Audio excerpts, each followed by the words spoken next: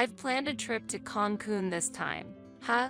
A trip to Cancun. Hearing my mother-in-law say this with a smile, I harbored doubts. Despite being burdened with a huge debt and struggling to make monthly repayments.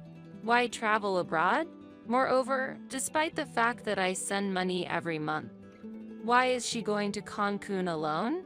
I absolutely cannot accept this. This is no joke. As I raised my voice in anger, my mother-in-law looked puzzled. Yes, this was all my husband's scheme. I was shocked by this certain truth revealed by my mother-in-law. My name is Amy. I am 35 years old, working as a regular employee at a general company, living an ordinary life. 5 years have passed since I married Kevin. We had been living peaceful days without any major problems. However, suddenly a great trial appeared before us as a couple. This series of events was triggered by the recent death of my father-in-law. My father-in-law was a man of few words but gentle in nature, always caring for us as a couple. Thanks to him, I felt naturally integrated into my husband's family. That's why I couldn't accept his death. One evening, a little after his funeral, when things had calmed down, my husband suddenly started talking at dinner. Hey, Amy, it's weird to talk about this all of a sudden, but is something wrong? Actually, I've been thinking about starting to financially support my parents' house from next month. Support? Why would you do that? Since my father passed away, I think my mother is struggling on her own. Wait a minute. I quickly interrupted my husband. Your father's passing is sad, but your sister is living in your parents' house, right? Yes, that's right, but my husband has a sister living at home. She works for a prestigious company and earns much more than my husband. My father-in-law had also worked for a well-known company until his retirement. The retirement money should be with my mother-in-law. On the other hand, we, as a couple, work for small to medium-sized companies. Our income is probably lower than the average for our age group. In such a situation, I couldn't understand why we needed to send money to my mother-in-law. Kevin, I don't think your mother and sister are struggling with money. So why send money? When I asked this, an unbelievable answer came back. Actually, it seems rich on the surface, but my mom has a considerable amount of debt. What? My mother-in-law has such a huge debt. Yes, it's hard to believe, but it's true. But you know, for some reason, she hasn't told my sister about the debt at all. That's why I brought up this idea to somehow help her. But what about your father's retirement money? Actually, it seems that most of it went to his hospital bills, surgery costs, and funeral expenses. So now, my mom is really in a tough financial situation. That's a really difficult situation. Yes, it is. That's why I know I'm asking a lot, but I really want to help her. Seeing him bow his head deeply, I was torn. My mother-in-law had helped us, as a couple, many times before. While I was looking for my current job, she actively took over all the household chores in my stead and often came to cook dinner. Moreover, when my husband changed jobs and we were short of living expenses, she secretly gave him money. I was always full of gratitude for her kindness, and every time I thanked her, she returned with polite words of gratitude. Thanks to her support, we had overcome many difficulties. Now that she was in trouble, I couldn't just overlook it. Considering the favors we had received so far, I strongly felt the desire to help her. With those feelings, after a little hesitation, I eventually agreed to my husband's proposal. From that day, to support my mother-in-law financially, we became stricter about saving. We were not living luxuriously in the first place, but still, we simplified our meals even more and switched to cheaper items for daily use. My husband started working late every day and came home late at night more often. And then, an incident occurred during these days. Perhaps due to accumulated fatigue, I developed a fever and fell ill. When I was preparing to go to the hospital after calling in sick to work, my husband said, "Wait a minute, are you really going to the hospital?" "Yes, I am." "Just a fever, isn't it? There's no need to go to the hospital for a mild fever, especially when we need to save money." What? I was surprised by his words, but managed to argue back. But what if it's a viral fever like the flu? We have fever reducers at home, right? Just take those and rest. You'll get better. Going to the hospital is a waste of money. That's not true. Listen to me. No matter what, don't go to the hospital. We're saving money, remember? After hearing those words, I had no choice but to rest at home and ended up being bedridden for 3 days. Since then, my distress towards my husband gradually began to increase. Months later, to check on my mother-in-law's well-being, we visited my husband's parents' house. As I stepped into the living room, clothes and travel bags were scattered everywhere. Were you in the middle of sorting something out?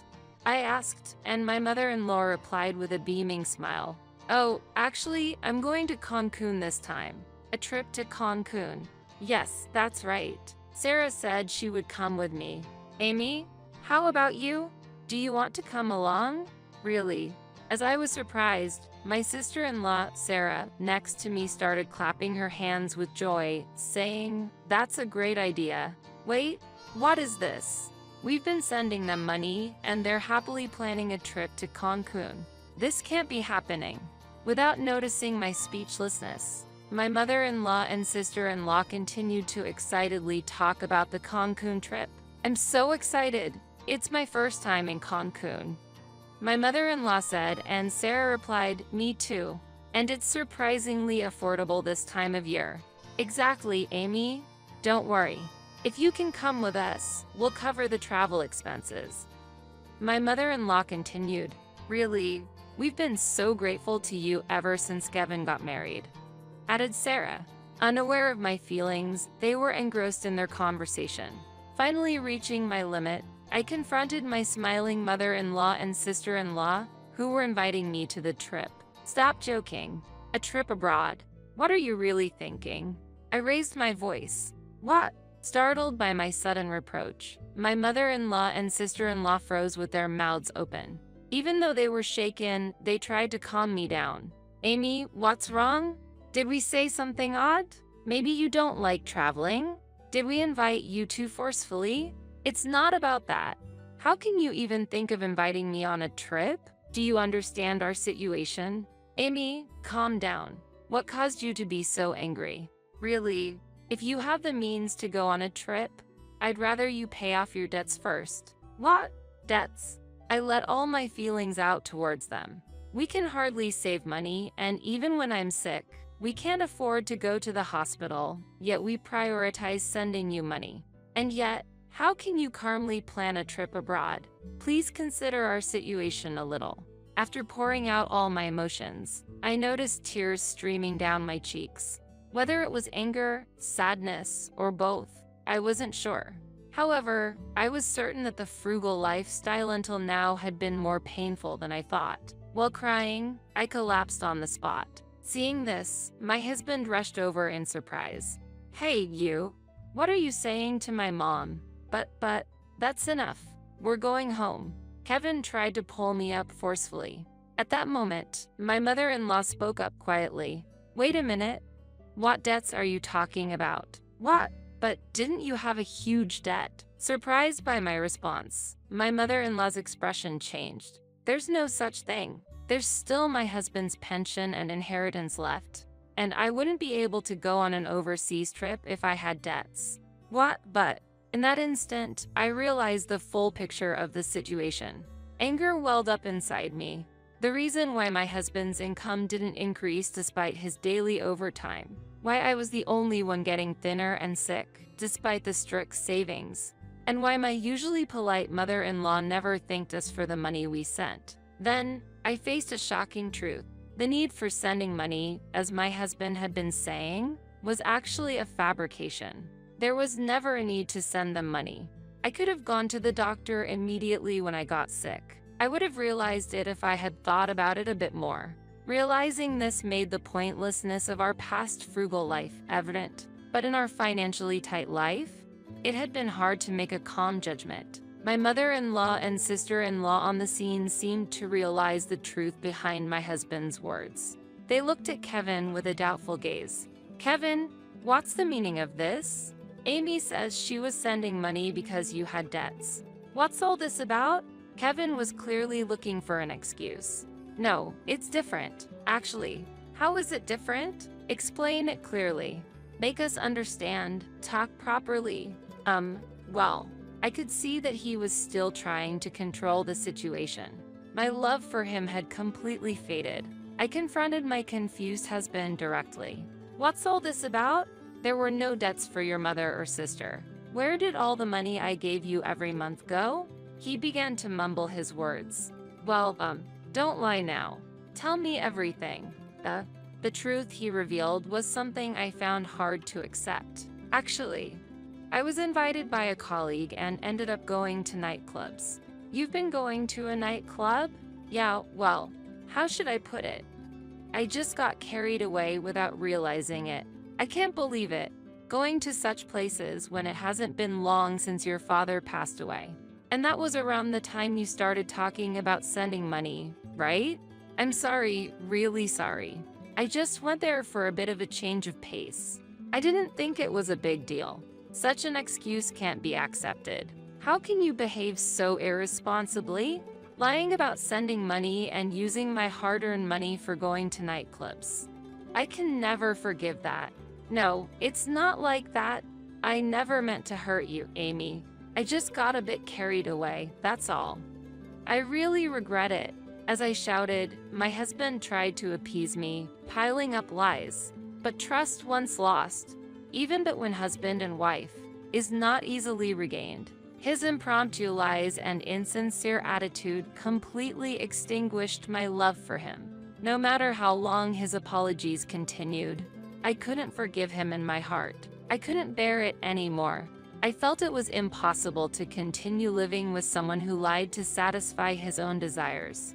With despair welling up from the depths of my heart, I told my husband my final words. I'm fed up. Saying I didn't intend to hurt you is no joke at all. Not only did you deceive me with lies, but how much do you need to belittle me? While I had a fever, you forced me to save money and enjoyed yourself in nightclubs? Unbelievable. Sarah's voice of surprise echoed in the background as I continued indignantly. I've been saving hard for your dear mother. Food, daily necessities, clothing. I've been enduring it all. Do you understand that effort? I can't even think of you as a family anymore. Such a scumbag should just go to hell. Just wait. I only went to nightclubs. Just that? The drinks you enjoyed with the money saved while I was sick must have tasted great. No, it was for work. I don't want to hear it anymore. I'm leaving. Wait, Amy, please, I need you. What? Now? Have as much fun as you want in the nightclubs and see how it feels. Don't say that. By the way, I want all the money I gave you as support back. Make sure you pay it all back. Realizing the situation, my mother-in-law and sister-in-law hurriedly showed a posture of apology. Amy, I'm really sorry. I can't believe my foolish son did such a thing. It's truly shameful. Because of my thoughtless brother. Mother, Sarah, please don't apologize. It's not your fault. No, we have a responsibility too. We want to make amends somehow. Amy, I'm so sorry too. My brother has caused such trouble. Don't worry about it. But I've decided to divorce. I'm truly grateful to both of you, but please let me say goodbye. They nodded while shedding tears. Mother, Sarah, thank you for everything until now. At that moment, my husband called out to me with a pained voice. He knelt on the spot and continued to make excuses. Amy, please forgive me. I really regret what I've done until now. Before I could react, Sarah moved first and slapped my husband across the face. As he stood there stunned with a swollen cheek, Sarah looked down at him and said, I can't believe you would do something so terrible. How much more did you need to torment Amy? Sarah, lying to Amy to take the money meant for supporting the family, not allowing her to go to the hospital, and on top of that, spending that money at nightclubs. How can you be so heartless? I'm ashamed to be your sister. Wait, just hear me out. What's the point now? The fact that you've been forcing Amy to save and suffer for these past few months is true, isn't it? Mom and I will never forgive you. Never associate with us again. Do you understand? Don't ever show your face to us again. My sister-in-law, holding back tears, forcibly dragged my husband out and threw him outside. She locked the door and cut off all communication with my husband. No matter how much he pleaded at the entrance, the door was not opened. Amy, I'm really sorry. There's not much I can say now, but forget about that man and find happiness. With those words, I was hugged tightly by my sister-in-law. After expressing my gratitude, I left my in-laws' house. Then, I moved out of the house where I lived with my husband and found a new place near my workplace. Since I was already employed permanently, I didn't face much difficulty in living even after the divorce. I consulted a lawyer I knew to proceed with the divorce. It was clear that my husband was at fault, and the divorce was quickly finalized. I claimed the money he fraudulently took from me as support and the resulting compensation.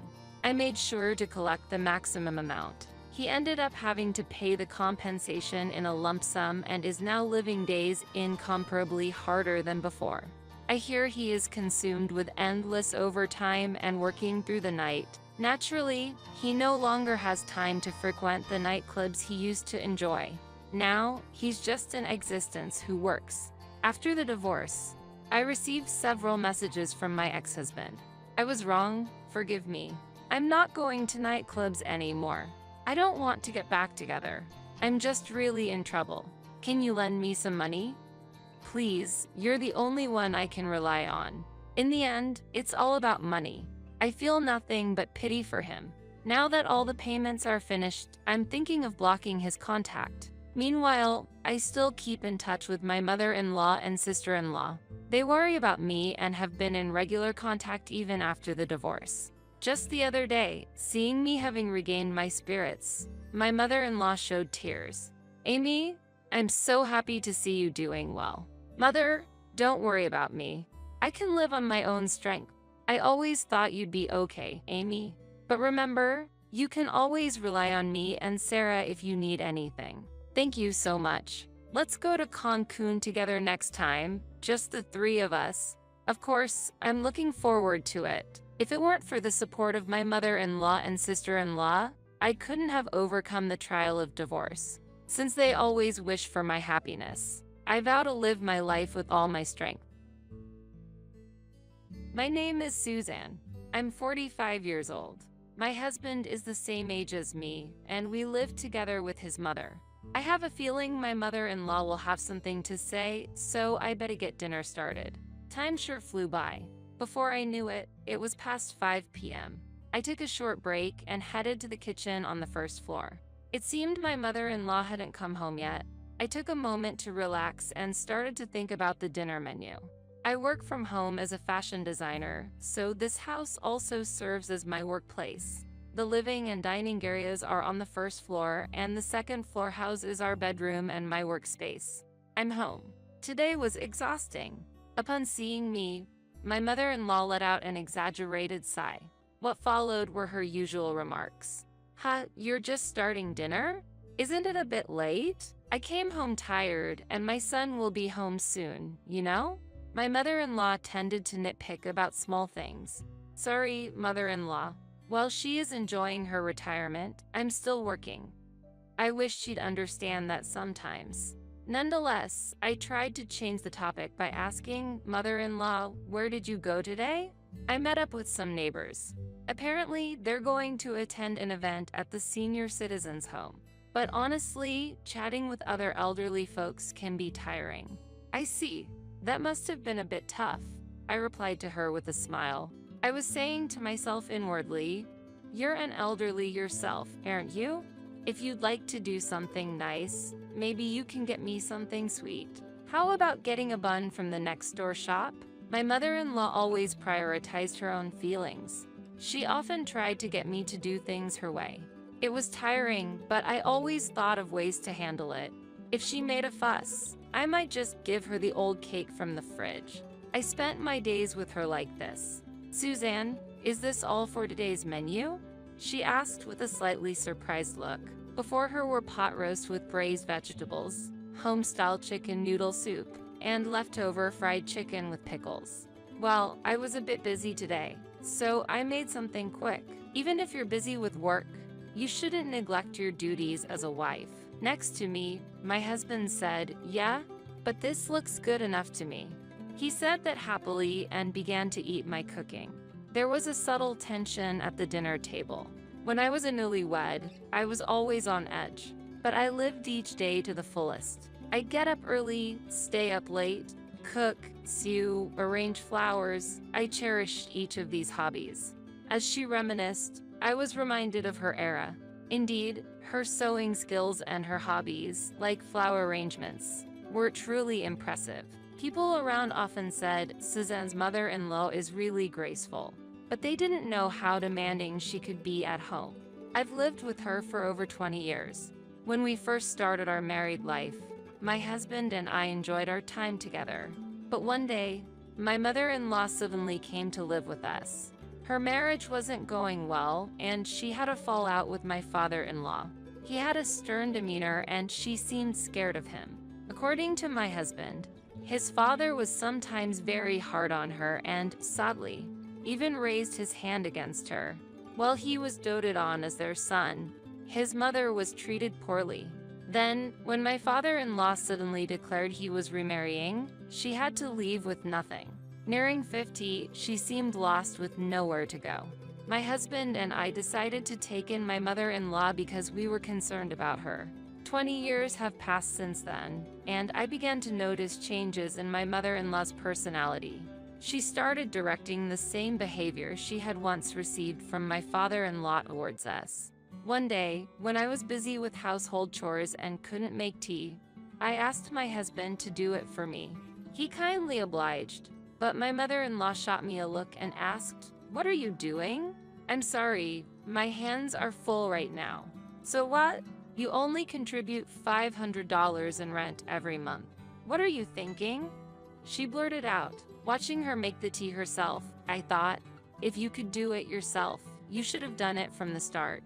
Living together like this made me realize how challenging it truly was. One day, my mother-in-law came home looking rather excited.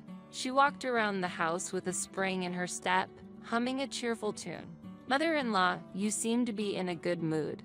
Did something good happen?" "Speaking of which, Suzanne, which room do you think is bigger, the one on the first or second floor?"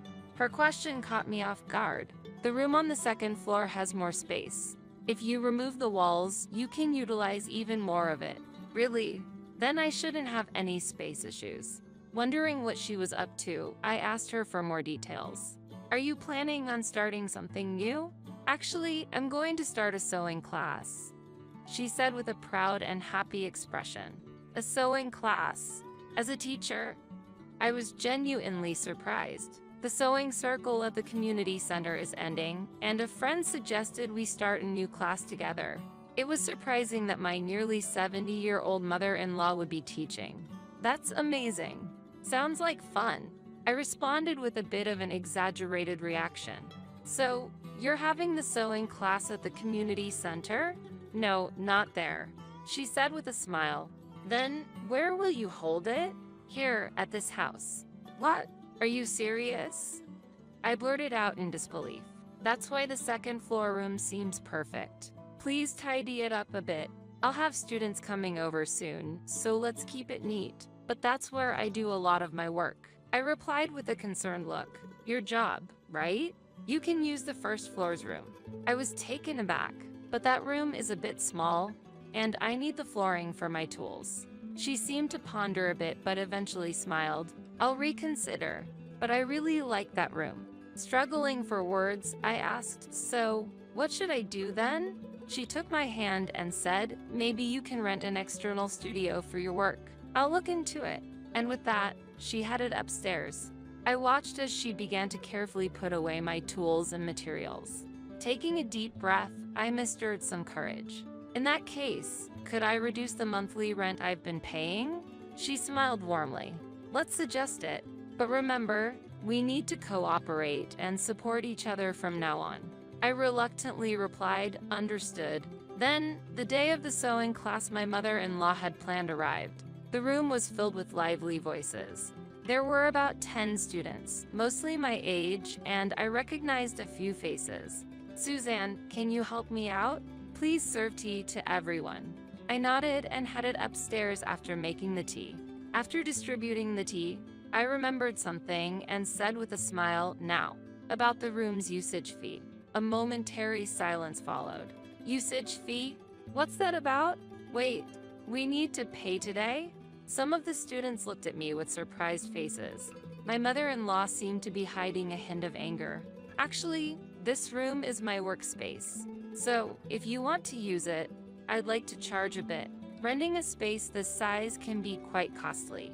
My mother-in-law silently observed the reactions of the students. It amounts to over $2,000 a month, so if we split it among everyone here today, it's about $100 per person. Is that something everyone can agree with? I waited for a response with a smile. Suzanne, you can't be serious about this, can't you? There was confusion on my mother-in-law's face. Yes, we will actually need to collect usage fees, but not from the participants today.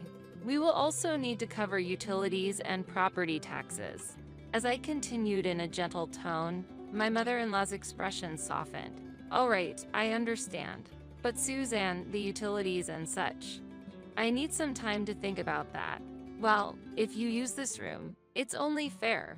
I responded with a smile. The students, who had been listening to our conversation, began to murmur.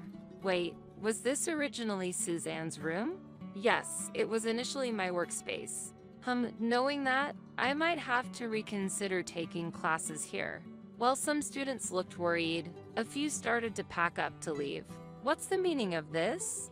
Inviting us and then doing this. One of my mother-in-law's friends, Michelle, raised her voice in frustration. Michelle, I'm sorry. This room is also Suzanne's workspace. My mother-in-law, looking frantic, called out to the departing students. Wait, please. But the sound of doors closing could be heard one after another. Michelle looked at my mother-in-law with a puzzled face. Everyone, I apologize for the surprise, but this room is really important to me. I want everyone to have a good time here, so I just ask for a bit of understanding.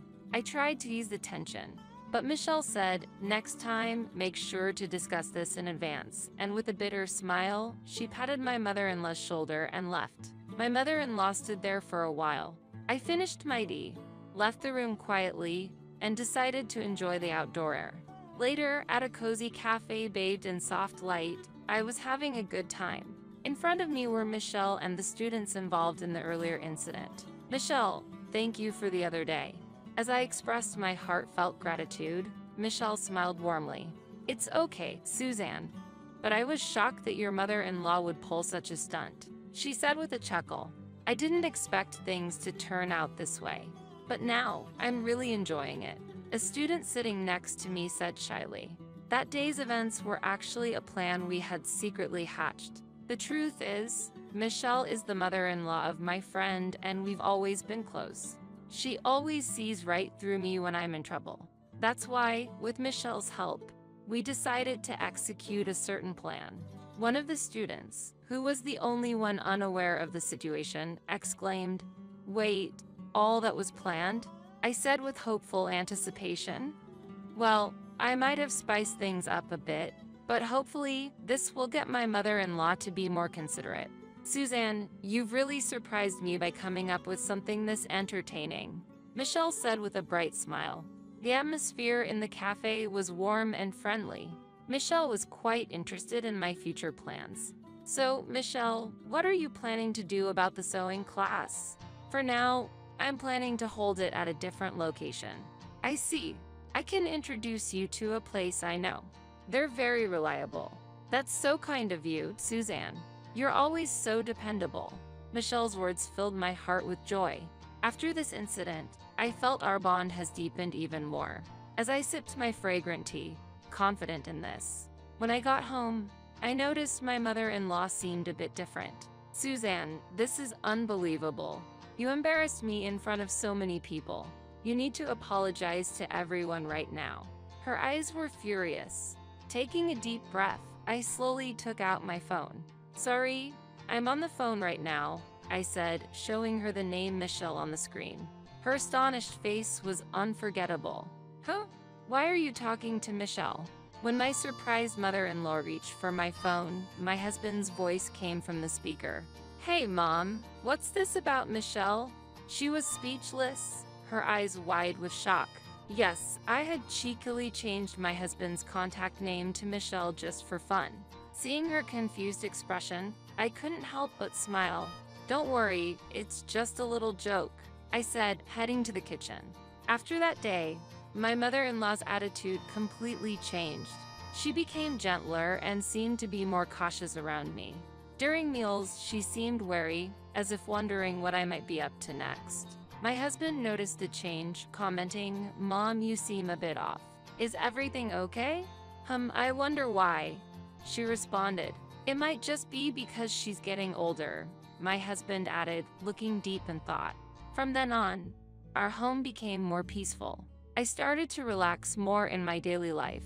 Who would have thought that a simple prank could change the atmosphere at home so much? I cherish each day, enjoying each and every moment.